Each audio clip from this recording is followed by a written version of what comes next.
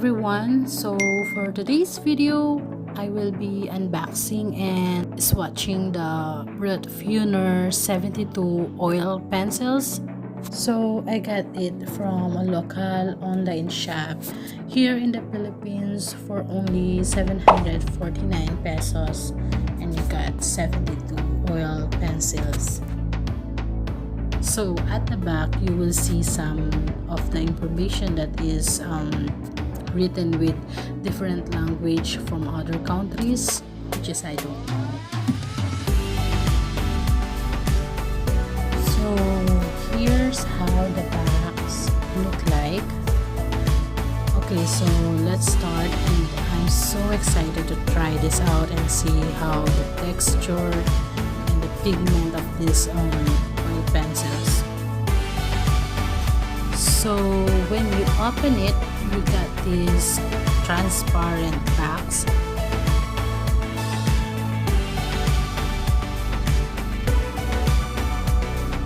And I can see that they are layered into 3 rows.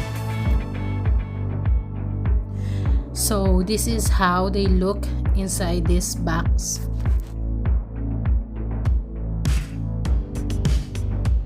The box is textured and thick enough not to damage the product.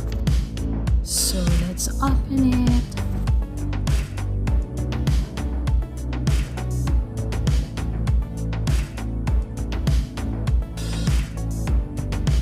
So as you can see, the pencil are attached to this case to secure and keep them into their place. Okay,